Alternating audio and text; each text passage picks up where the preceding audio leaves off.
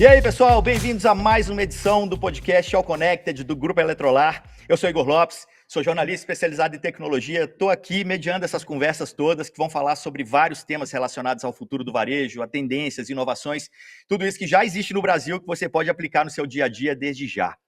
Bom, um tema que sempre está frequente aí, né, na vida de todo o varejo, seja indústria, seja comércio, seja loja, seja o que for, é meio de pagamento. Né? Acho que isso influencia bastante no preço do produto final, né? Porque tem as taxas aí no meio do caminho, tem a facilidade de uso dessas ferramentas, né? Que aí entra numa questão muito mais de user experience. E tem também, obviamente, a forma de você fazer a contabilidade disso. Enfim, tem vários temas relacionados a meio de pagamento e também ao futuro deles. E é para isso que a gente tem 4 especialistas na mesa aqui, né? Deixa eu apresentar a turma. Aqui do meu lado, a Adriele Fontoura, que é diretora de vendas de Enterprise da Fiserv Brasil. Prazer ter você conosco, Adriele. Prazer todo meu, Igor. Obrigada pelo convite. Aqui também o Rafael Rapp, que é diretor de varejo da Dots. Também prazer, Rafael. Bem-vindo. Prazer, obrigado pelo convite. Ao lado dele, ó, Liliane Joshua, que é sócia... Falei certo? Sócia... isso porque eu não quis falar o terceiro nome. Pode deixar para você. Como é que é? É Liliane Joshua Czarny. Pois é. Que bom que está no crédito aqui direitinho. Sócia e co-CEO da ACG Meios de Pagamentos, também prazer ter você conosco. Prazer, obrigada pelo convite. E ali para fechar o time, Gilmar Hansen, que é vice-presidente sênior de produtos da Recarga Pay. Prazer ter você também conosco. Prazer é nosso, obrigado pelo convite. Boa. Bom, pessoal, meio de pagamento, né? Mas antes da gente começar a falar do tema, eu acho que é legal a gente apresentar cada uma das empresas, né? A gente tem Dots e Recarga Pay, que são empresas super conhecidas aí por todo mundo, mas Fiserv e ACG já são aí do mundo B2B, né? Então explica para o pessoal o que vocês fazem. Vai lá, Adriele. Legal, bacana que você tocou nesse ponto, porque uma vez que está no B2B, às vezes a marca não chega ali, né? E a gente tem que fazer, de fato, essa menção. A Fiserv é uma empresa global, ela está presente em mais de 100 países. Na América Latina, eu diria que praticamente em todos os países ela tem um footprint, e ela é uma grande prestadora de meios de serviço, voltando serviços para meios de pagamento, tá? As verticais em que ela está presente são uma vertical voltada para merchants, onde a gente tem desde o serviço de adquirência, hub de Pix e soluções que vão até a jornada de conciliação, né? Ou seja, desde a entrada até a finalização ali da venda. Uma vertical para emissão, onde a gente atende as instituições financeiras com emissão de cartão de crédito, e uma vertical voltada para banking, para core banking e soluções como Bank as a Service. Aqui no Brasil, eu sou responsável pela vertical de serviços agnósticos, onde a gente tem um grande motor de referência, que é o CTEF, na captura e roteamento de transações no meio físico, presente aí em mais de 70% do varejo brasileiro. Quer dizer, grande parte dos brasileiros usam Fiserv sem saber que está usando, né? Mas está lá. Exatamente. Nas nossas conversas aqui de bastidores, nas trocas ali de menções de case, acho que Não, acho que a grande parte eu chegava e falava, então, fulano, é nosso cliente também. É nosso cliente também. Exato, é motivo de muito orgulho. A gente brinca que ali na Paulista, onde a Fiserv está localizada, né, nosso escritório aqui, se você circula num raio ali de 500 metros, em todos os estabelecimentos você vai ver um cupom ali com menção CTEF from Fiserv. É muito orgulho. Boa. Rafael, Dots, eu acho que a grande maioria conhece, de repente já até junta os pontos ali, mas fala para o pessoal um pouquinho sobre a empresa. A Dots tem 25 anos, nasceu como pioneira em programa de fidelidade por coalizão, e ao longo desses anos a gente veio acumulando, a gente tem hoje mais de 50 milhões de consumidores cadastrados. Estamos presentes em diversos segmentos também, tanto e-commerce como varejo físico. E nos últimos anos a Dots também se modernizou, a Dots virou um ecossistema digital. Hoje no aplicativo da Dots o consumidor encontra todos os serviços de uma conta digital, controla todos os seus pontos, usufrui de todos os pontos que ele ganhou nessa coalizão. E agora também a Dots está focando muito na oferta de produtos financeiros para aumentar o poder de compra desse consumidor. Perfeito. Liane, fala um pouquinho aí da ACG. Então, a ACG é uma instituição de pagamento. A gente tem 2 áreas de atuação, uma área de Banking as a Service e a outra, a gente tem um produto de marca própria, que é o PagCorp, que é hoje o nosso carro-chefe. PagCorp é um sistema de gestão de gastos corporativos em que a gente vende para empresas de todos os portes e essas empresas elas distribuem cartões Mastercard para os seus funcionários e esses funcionários vão utilizar esses cartões e fazer todo o controle desse gasto que é feito, né, pelos funcionários usando uma plataforma super completa, um aplicativo celular. Enfim. Boa. Gilmar, Recarga Pay, o que você traz de novidade para 2024? Porque vocês estão sempre em evolução, né? Sim, a Recarga Pay comumente é um super aplicativo de pagamentos, mas hoje a gente já é também um ecossistema financeiro, tanto para pessoa física ou pessoa jurídica, ou consumidores e empreendedores. E a gente oferece um ecossistema tanto de pagamentos, quanto de empréstimos e de investimentos. Boa. Bom, pessoal, acho que assim, para a gente começar a história, tem um ponto que acho que é comum a todos aqui e que o brasileiro também adotou com paixão, que é o Pix, né? Tem muita novidade de Pix vindo aí, já vieram algumas e mais, né, que estão para surgir aí nos próximos meses, nos próximos anos. O Banco Central já deu essa deixa. Como que vocês estão enxergando isso? Como que vocês estão olhando para o Pix como um facilitador de pagamento, sabe? Como que vocês estão acoplando isso à solução de vocês? O Pix ele é o caminho sem volta, né? Aquele produto de meio de pagamento que chegou, talvez ali cercado de uma série de inseguranças, mas a gente já vê uma adoção em todas as gerações, em todas as classes sociais.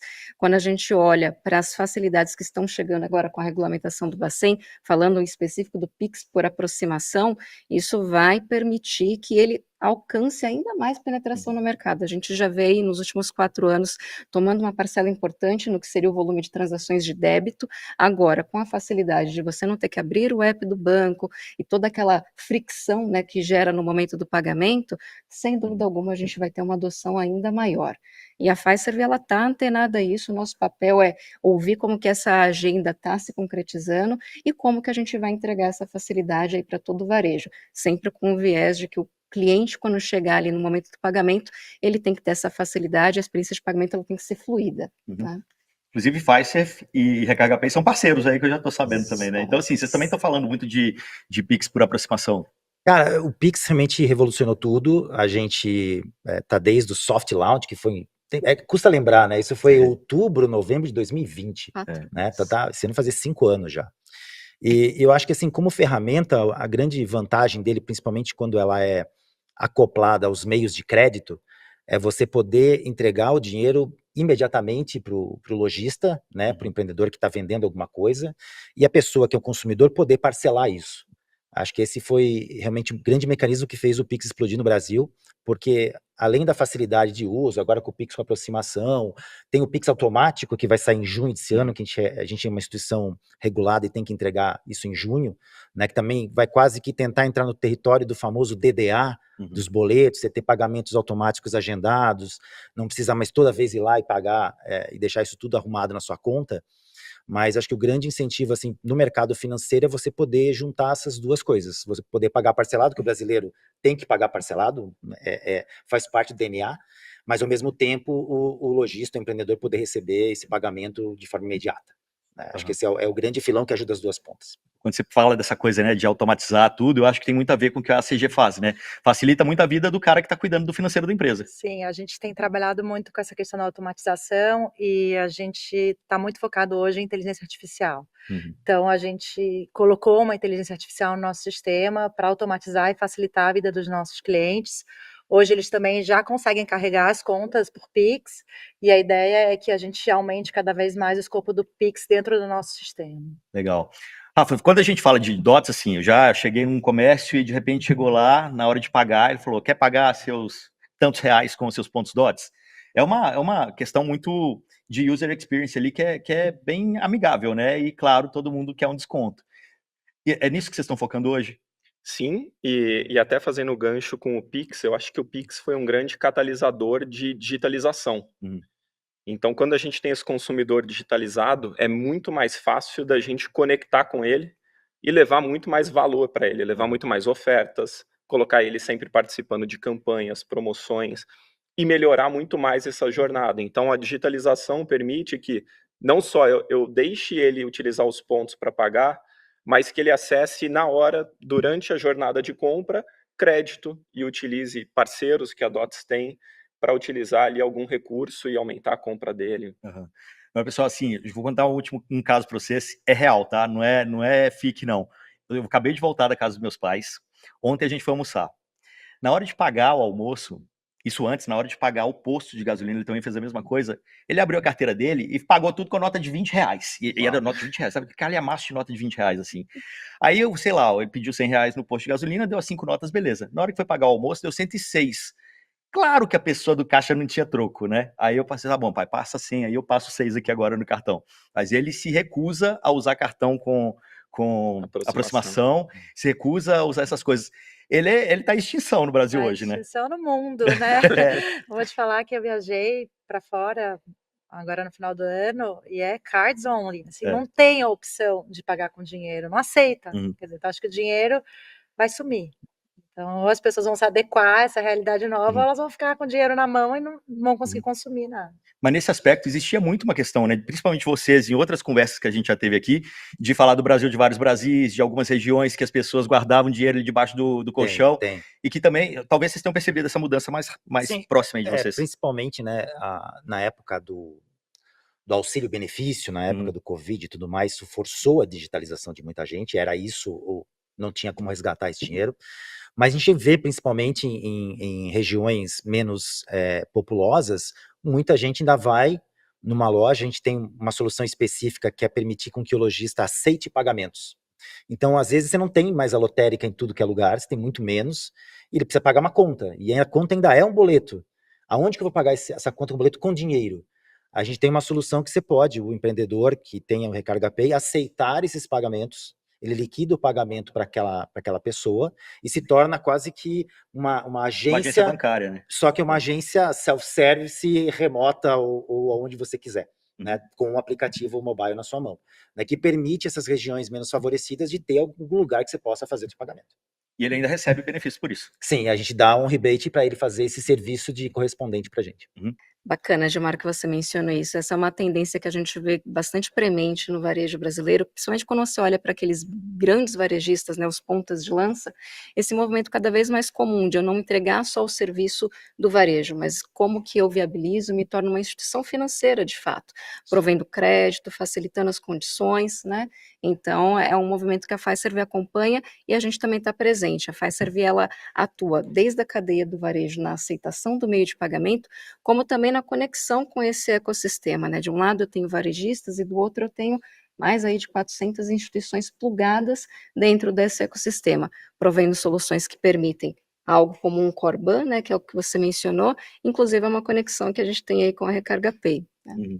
E aí, assim, a gente fica com esse umbigo em São Paulo, né, mas quando você olha para o Brasil, não. Os cases que a gente estava falando eram exatamente esses, né? Nossa, tem o grupo Martins. Grupo Mateus, desculpa.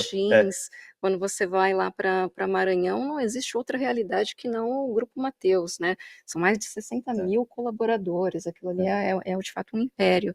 Então, é bacana de ver que eles estão antenados e não só essa entrega do como eu vendo o meu produto, enfim, como que eu estou ali presente ali na prateleira, mas como que eu entrego valor e como que eu capitalizo ainda mais esse cliente para que ele possa consumir da minha loja. O Grupo Bemol na Amazônia também, né? Assim, cara, todas as lojas do Grupo Bemol viram um ponto de saque de dinheiro. E você força o cara aí na loja e de repente ele vai e compra mais alguma coisa, né? E você tem todos os dados dele, aí já entra numa outra pegada omnichannel que a gente também vai conversar bastante aqui. Grande gerador de tráfego.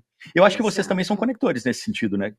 Sim, quando a gente entra num varejo, a Dots ela tem 50 milhões de consumidores, ela está presente em 100% dos municípios, e a gente tem grandes parceiros que têm uma penetração muito grande, uma cobertura no território nacional, como os bancos.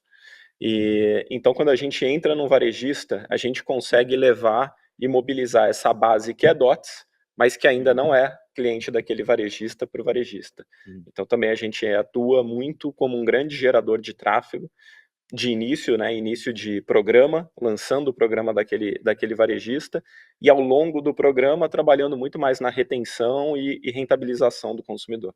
E no caso da maquininha também é uma grande estratégia para tráfego na loja, né? Exatamente, esse é o grande pilar, porque eu estava no evento da NRF, que acabou de acontecer, o maior evento de varejistas, mas assim, e a grande dificuldade lá é como é que eu faço para monetizar a minha loja física, né? A gente passou de uma época que tudo ia ser online, né, sempre esse delírio que vai ser tudo online, e para agora não, eu tenho um ativo aqui, um asset, eu tenho que monetizar isso aqui, como é que eu trago gente para cá, e muito para trazer outros serviços, o varejista, isso aplicaram muito lá na NRF, ele não pode mais viver apenas da venda do seu produto, ele tem que ter outras formas de monetização e outros serviços são imperativos, ou você vai fornecer serviços financeiros de qualquer outro tipo, mas você tem que engajar consumidores para que venham para sua loja, e aí aceitar contas, serviços financeiros de qualquer jeito, traz muito mais tráfego e você começa a ter um retorno melhor sobre o seu ponto físico. Quando a gente fala dessas novidades todas, né, assim, o mercado de pagamentos está ficando cada vez mais integrado, cada vez mais soluções, aqui na mesa a gente vê várias. Qual que é a grande dificuldade do varejista hoje ao integrar tudo isso? Assim? Qual que é a grande dor dele hoje? Vocês conseguem... Quando a gente fala em inovação em meios de pagamentos, dá para a gente viajar lá na China, o que ela está fazendo com outros adventos, com biometria, enfim, com outras formas. Mas acho que aqui a gente tem ainda um desafio muito grande de como que a gente torna essa experiência de integração mais simplificada. Se você for olhar do ponto de vista de automações comerciais, por exemplo, são milhares de automações comerciais, cada uma especializada em um segmento, formas de pagamento infinitas. Eu acho que a gente já tem um prato bastante cheio aqui de como que a gente minimiza o impacto dessas fricções na integração e como que a gente se preocupa também com o processo como um todo, porque conectar um novo meio de pagamento, ok, a gente pode tornar isso mais fácil, mas e o reflexo no financeiro? Como que ele vai conciliar? Como que vai ser capacitado o time que vai lidar com essa nova forma? Então tem todo um desafio aí também de olhar o ecossistema como um todo, não só na ponta no varejo, mas também no reflexo de como que a gente faz essas soluções legadas se falarem com aquilo que de mais novo está sendo lançado no mercado. Vocês querem complementar? A gente vive bastante essa dificuldade. Claro, quando a gente vai para os grandes varejistas, eles já têm uma plataforma de hardware e software bastante estabelecida, é muito fácil de conectar. Mas quando a gente vai principalmente para o varejo pequeno e médio, aquele varejo regional, eles usam software houses locais, sistemas com baixa integração ou com tecnologia já ultrapassada. Então, acho que a grande dificuldade dessa implementação, né, do que se vê fora de meios de pagamento, pagar com digital e etc., a grande dificuldade no Brasil vai ser hardware e vai ser a integração de software, do varejista ter que investir para isso, né? Até que apareça alguma plataforma que comece a mudar o mercado e que comece a investir no varejo, mudando esse parque tecnológico. Você vai comentar? Sim, eu acredito que o grande objetivo é simplificar, né? Quando você vai mais para a base da pirâmide, como você estava falando, é mais fácil. Eu acho que o grande objetivo da Recarga Pay é oferecer tudo no mesmo lugar, para que você não tenha que ficar pulando de fornecedor em fornecedor. Principalmente para quem é menor, não tem capacidade de fazer gestão, comparar preço. Então, se você consegue unificar a sua gestão de conta financeira com as ferramentas que você tem que usar no dia a dia, e acho que parte disso, um assunto muito legal é a questão da entrada cada vez mais forte do Tap on Phone, né, até mesmo com uma nova geração das maquininhas, e o mesmo celular que eu olho o meu saldo da minha conta, o meu resumo de vendas eu uso para cobrar, cada vez vai simplificando e diminuindo a dor de cabeça dele, ter um monte de periféricos ao mesmo tempo. Mas é louco, porque assim, acho que é um paradigma, né? A gente está falando da falta de tecnologia para juntar legados, ao mesmo tempo a gente tem vocês usando inteligência artificial, que é exatamente para facilitar a vida da pessoa. Esse gap aí é cultural, será?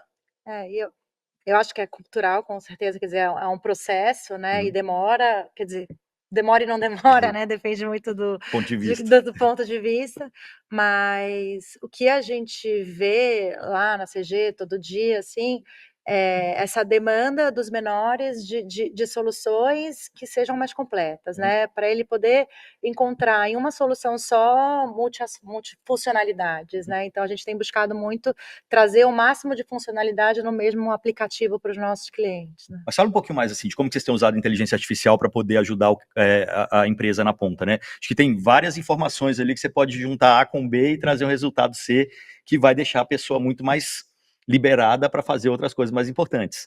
Sim, acho que a ideia é sempre tirar o trabalho manual, né, das pessoas e aumentar a possibilidade dele gastar o tempo dele com coisas que realmente importam, né. Então a nossa inteligência é o Bob, ele, a gente criou ele com muito carinho, né, em homenagem ao nosso fundador. E o que ela faz? Ela basicamente dá algumas soluções, alguns prompts já prontos para o gestor, para que ele já utilize esses prompts que a gente já criou para facilitar o trabalho do dia a dia dele. Então, o que ele fazia, às vezes, em 2, 3 dias, eu tinha uma equipe fazendo, com a inteligência artificial eu consigo ter uma pessoa fazendo, eu consigo ter uma pessoa fazendo, às vezes, em até 2, 3 horas. Então, assim, ele ganha muito tempo tendo a inteligência artificial. E o legal é que a gente consegue dar essa solução não só para o grande, né, que está na nossa carteira de clientes, então, né, os grandes varejos, mas também para o pequenininho. Então, abrindo essa possibilidade para todas as empresas, que eu acho que é uma coisa que as pessoas estão buscando, né? O CFO do varejo já abriu o olho aí, facilitando a vida. Não, o legal disso, eu estava lembrando aqui, porque nos bastidores, todo fechamento de mês, você tem o financeiro, aquela briga, essa despesa é esse centro de custo, é essa conta, e fica aquela reclassificação, e se você tem inteligência artificial alocando certinho... Ela já faz tudo, né? Exato. Então, assim, ela realmente abre espaço para que as pessoas trabalhem no que importa, né? Muito menos trabalho manual e físico, muito mais trabalho intelectual. Ainda dentro desse tópico de inteligência artificial, como que vocês têm usado aí dentro da realidade de vocês esse tema, assim, para desenvolver o produto? Do nosso lado, a gente usa muito na área de analytics. Então, dos varejistas que a gente atende, a gente fornece todo o suporte de tanto da estratégia de CRM, execução do CRM, quanto da área de analytics. Então, principalmente o varejo pequeno e médio, ele tem o software, mas ele muitas vezes não tem uma equipe dedicada, uma equipe especializada em gerar insights e extrair valor daquele software.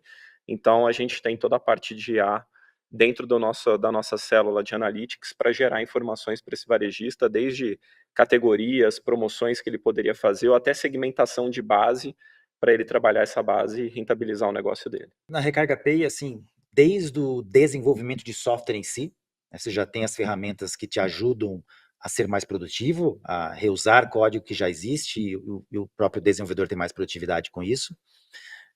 A parte analytics fundamental para a gente analisar o comportamento do nosso cliente, né, e tentar entender quais as necessidades e para onde que pode arrumar o nosso roadmap que faça sentido. E eu acho que, de forma externa, os métodos mais clássicos, a gente às vezes esquece, né, muito da geração anterior, principalmente de machine learning, que você usa tanto para antifraude quanto para crédito. Né? E algo que a gente vem fazendo agora com bastante energia é o uso dos dados de Open Finance para a nossa concessão de crédito com o uso de machine learning. Né? Acho que tem um blend aí que a gente conseguiu aprender a fazer, porque sem o Open Finance você tem que esperar o cliente vir, ele começar a usar você entender quem ele é, vários birôs, né? Porque inteligência artificial sem dados, ela não é execuível. Você precisa dos dados. E o Open Finance abriu uma gama, a gente atingiu, acho que foram 60 milhões de consentimentos no Brasil. Que é absurdo, né? O brasileiro adora tecnologia nova, né? Ele consente mesmo sem saber o que é, né? A gente tem vários pontos no nosso aplicativo que a gente pede que ele conceda a autorização, e tem um lugar escondido no aplicativo que ele concede de maneira espontânea, e tem muito volume, porque na cabeça dele ele já acha que se eu conceder dados aqui, alguma coisa melhor esse aplicativo vai me dar. Né? Então isso já está na cabeça do brasileiro, e a gente usa muito inteligência artificial para conhecer ele muito mais rápido e poder atender ele muito mais rápido e com mais assertividade. No caso de vocês, Adriane? Bom, na Fiserv a gente vai bem ao encontro do que o Gilmar mencionou. Na solução de antifraude, a Fiserv ela tem uma solução proprietária de antifraude em que a gente usa bastante esses mecanismos para cruzar com dados de birôs, aberto, e também das nossas próprias bases de consumo. Como falei, são mais de 70% do varejo conectado, a gente tem um rico conteúdo para utilizar essas informações de como que a gente dá um score mais assertivo para que os nossos clientes possam se munir dessas informações. E não diferente também na parte de oferta de crédito. A Fiserv ela tem uma adquirência proprietária, né, que é a BIM, que é a nossa marca para o varejo, onde ela também trabalha o estudo do comportamento, do consumo, para que a gente possa direcionar a oferta de antecipação tanto na agenda interna, como até mesmo na agenda externa, que é feita através do Open Finance.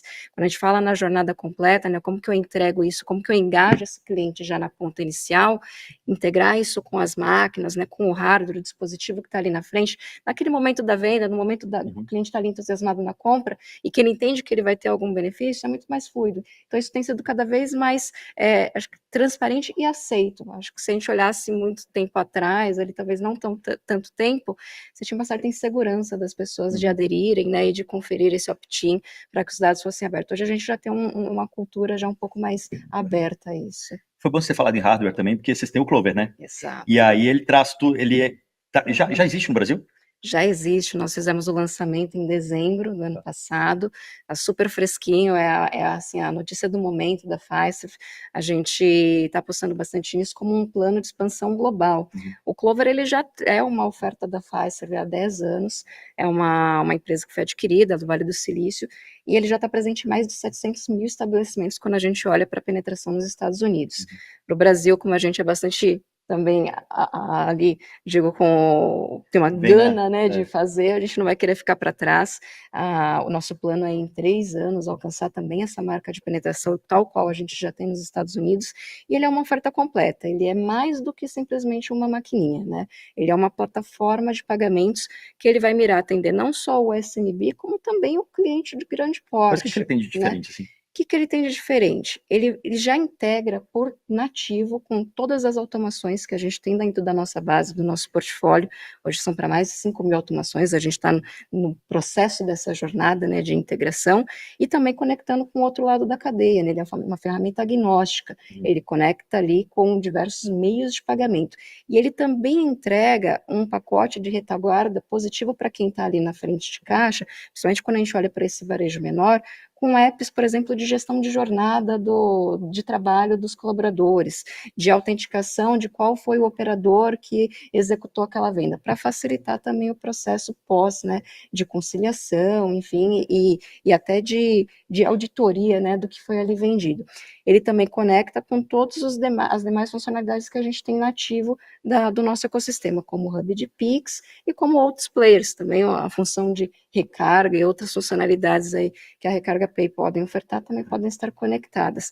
E até fazendo um gancho aqui com o RAP na DOTS, eu acho que assim, o grande fator de engagement, né, quando a gente pensa, né, no cliente, para o que a gente entrega de benefício, é a questão de atrelar isso com programas de pontuação. Então é algo que a gente também mira aí em abarcar dentro do Clover para completar essa oferta. Então, Recarga Pay e Dots gostaram disso, né?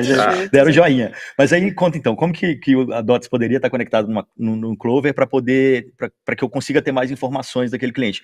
Acontece, eu chego numa farmácia, dou meu CPF, está conectado ali, na hora que eu vou pagar ele já aparece ali. Mas ele vai me puxar vários dados de comportamento de consumo, né? Nesse caso. Exato. Como que o Clover funciona? Ele está integrado num motor único, né, de identificação desse cliente na base Fiserv, em que a gente consegue tokenizar uma transação que é capturada ali no frente de caixa e poder fazer uma ativação posterior para um link de pagamento ou cruzar com um e-commerce.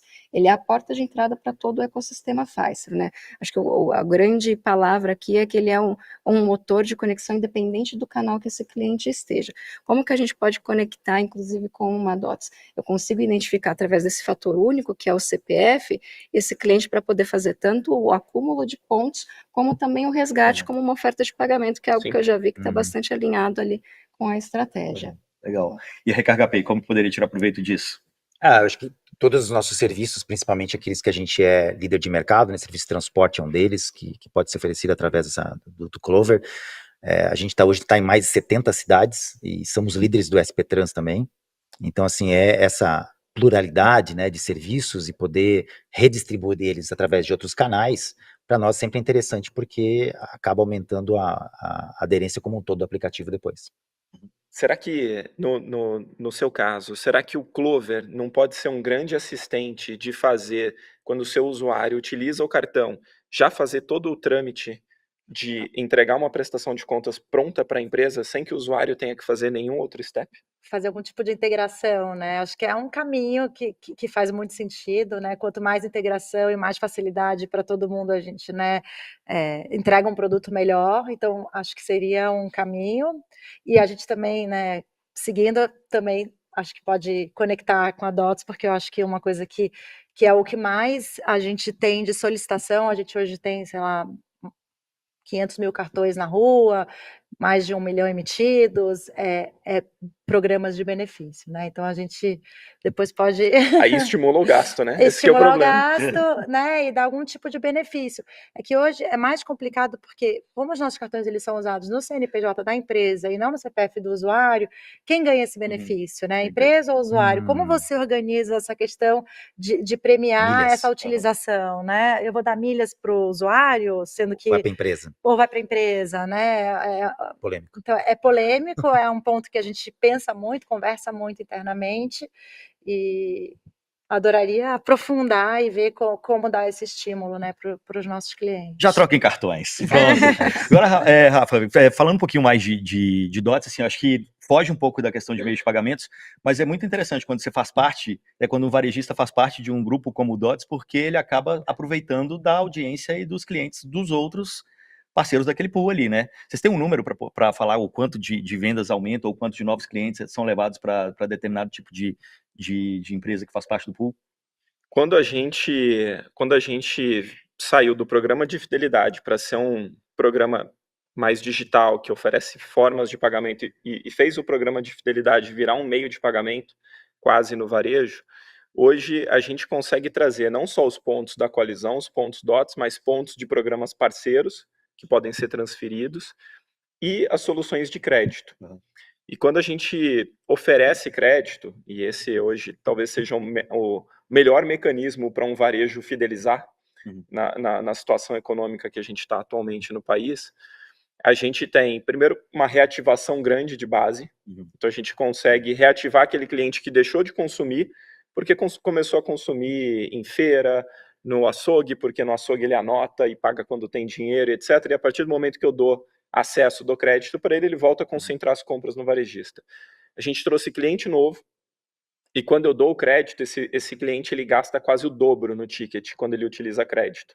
E é um produto que tem mais de 60% de recorrência. Então, uma vez que o cliente utilizou, no mês seguinte, 60% estão utilizando de novo.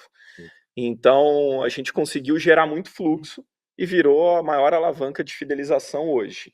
O varejista sofre com o consumidor fracionando compra, mudando de canal, mudando de marca, de produto, porque o orçamento está mais apertado. E o consumidor começa a mudar o comportamento. Então ele trocou marca, trocou embalagem, deixou de consumir, começou a pulverizar a compra. Então a gente vê hoje o varejo de proximidade dando um salto enorme na carona disso. A mesma coisa o atacarejo.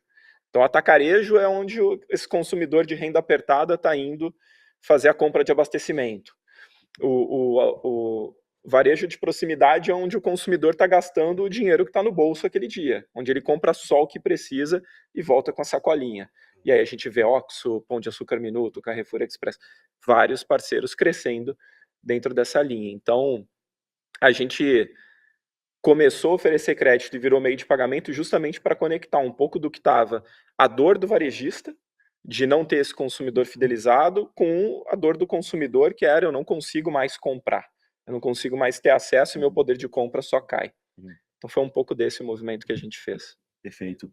Bom, pessoal, falando um pouquinho de futuro, né? A gente já falou bastante presente aqui, Pix bombando no Brasil, 4 soluções aqui, 4 empresas que fornecem soluções para o mercado brasileiro, mas quando a gente olha principalmente para a Ásia, a gente começa a ver coisas bem diferentes, né? Principalmente biometria para pagamento, né? Palma da mão, íris e tal. O que vocês acham dessa tendência? Vocês acham que é uma questão cultural de lá e que para o brasileiro não vai pegar?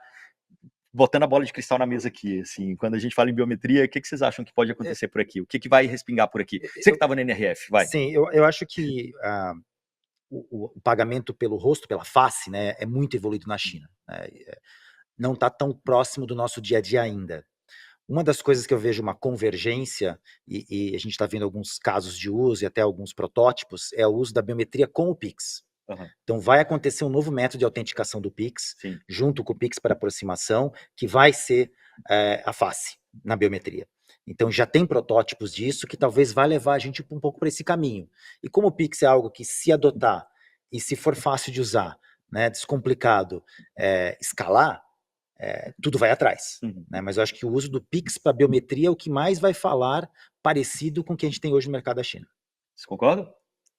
Sem dúvida, acho que assim, o que impediu talvez até uma aceleração maior do que já foi a aceitação de Pix na linha do tempo.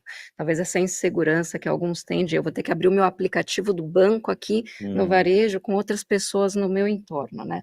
Para aproximação ele já vai desmistificar isso, porque já no próprio aparelho você já tem algum certo fator de autenticação por algum tipo de biometria. Avançar para isso, para face, acho que a gente tem todo o aparato tecnológico para poder acompanhar. É muito mais entender o momento, a possibilidade de escalabilidade e estar entendendo como que isso vai se replicar aqui no mercado. Mas é importante acompanhar esse movimento. Para vocês? Eu também acho que não tem volta, né? Um caminho meio que sem volta. Concordo que a questão, né, da segurança faz com que as pessoas tenham algum tipo de preocupação, mas não tem jeito, né? Eu acho que o mundo caminha para né, para essa situação e o Brasil vai. E a gente é um país onde tem muita fraude, né? Muita fraude mesmo. Então, qualquer tipo de coisa que repila um pouco a fraude, né, diminua as fraudes, vai ser uma solução que vai acabar crescendo Sim. aqui, né. A biometria é muito avançada, né? A gente estava gravando aqui outro dia um outro podcast para a NVIDIA, que eles estavam trazendo uma solução que é o banco de dados usado pelo governo de reconhecimento facial. A gente tem umas fotos que você vê e você fala, essa pessoa fez de tudo para não aparecer na foto. Sim. E o sistema reconhece. É impressionante, assim, a curacidade do negócio, tanto que ele consegue puxar a face daquela pessoa, mesmo em situações bem adversas, pouca luz, de baixo para cima, sabe? A pessoa, enfim... Você falou alguma coisa? Eu acho que a gente já está, né, bem avançado nisso que toca do governo, e pegar um gancho aqui para mencionar, o próprio governo, na regulamentação do SIGAP para o segmento de bets, exige que os saques sejam feitos com autenticação multifator biométrica. Então, assim, é algo que a gente não vai ter como fugir. Em algum momento isso vai se replicar de maneira expandida aqui, e a gente tem que estar como representantes aí do setor de meios de pagamento atento a esse movimento. Ainda falando de futuro que já é presente, quando eu penso em Bitcoin, em criptoeconomia, como que vocês enxergam essa tendência também? É tendência, aliás? Acho que é tendência, né, algo que por muito tempo ficou muito presente talvez na pessoa física, né, ali olhando para isso, mas quando a gente olha para o B2B é algo que é premente que a gente esteja de olho para isso. Quando a gente olha para a Pfizer, fora do Brasil, ela já tem algumas associações, por exemplo, com a Bankt, para poder fazer ali a parte de troca, a parte de saque.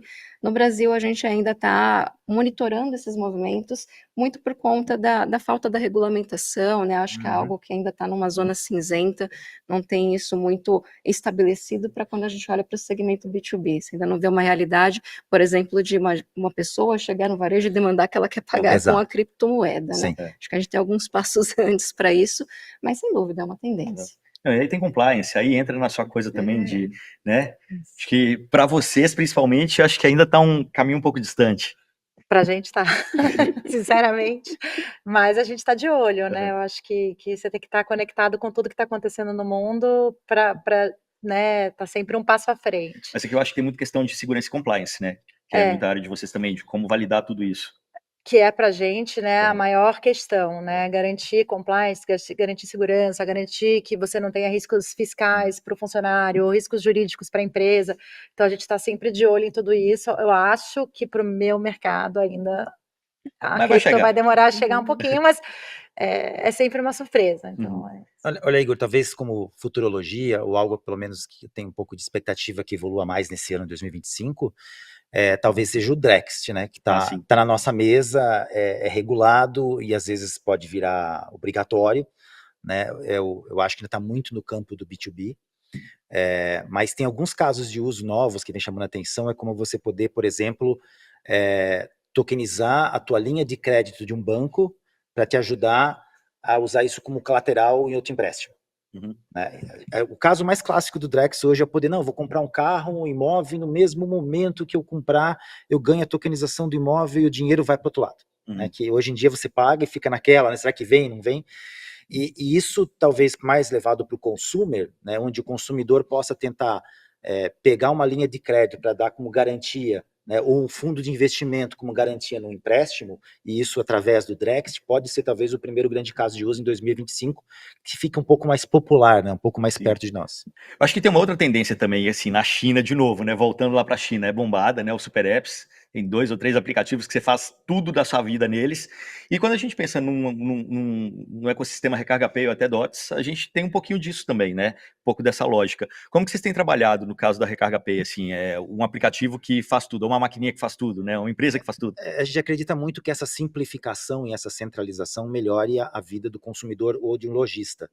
Né, do lado do lojista, seja ele um CNPJ ou ainda um PF incipiente, ter as ferramentas como a maquininha, o link de pagamento, e agora recentemente a gente está lançando nosso cartão PJ também agora em fevereiro, e tudo isso centralizado com a sua conciliação, com o seu relatório de vendas, cria um mundo muito mais fácil. Né? A gente procura dar todas as ferramentas do dia a dia para ele, para que ele meio que relacione isso com a sua própria conta pessoal, que ele pode estar transitando entre esses dois mundos no mesmo aplicativo, e com isso ele consegue entender, poxa, isso aqui acontece na minha vida pessoal, na minha vida empresarial, como é que eu lido com essa informação, ou com esse desafio de vendas, de receita, de investimento, né? Acho que tudo isso centralizado realmente gera um diferencial na ponta para que o consumidor seja, ou o lojista seja privilegiado. Perfeito.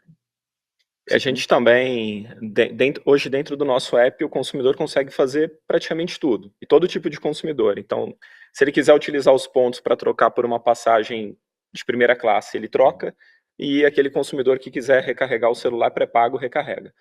E para o varejista também, sempre focando na melhor jornada para o consumidor, vários varejistas criaram seu próprio aplicativo. Poucos decolaram, né? Pouca atratividade, pouco valor para o cliente. Geralmente a mesma promoção do aplicativo é a que está na loja. Então a gente também hoje preparou o nosso aplicativo para ser o aplicativo do varejista. Então o varejista que quiser ter o espaço dele dentro do nosso e utilizar o nosso e até reduzir despesas com tecnologia, etc., está pronto para utilizar o nosso e o consumidor fazer a jornada completa num aplicativo só. No nosso caso, a gente tem trabalhado forte para aumentar o escopo de coisas que a gente coloca dentro do nosso sistema. Então, esse ano a gente já lançou rotas que a gente não tinha, a gente lançou benefício flexível dentro do próprio sistema. Então, a gente vai aumentando a quantidade de coisas que o nosso cliente tem à disposição para facilitar a vida dele, seja o grande ou o pequeno varejista. Perfeito. Então, eu acho que um outro desafio, uma outra inovação que está acontecendo muito presente é o uso também de um novo canal, que é o WhatsApp. É uma coisa que a gente fala de pagamento conversacional. A Recarga Pay recentemente colocou em produção, em parceria com a cidade de Manaus, onde eu posso, através de um contato telefônico, fazer a recarga do meu cartão de transporte, né, através do Pix, inclusive.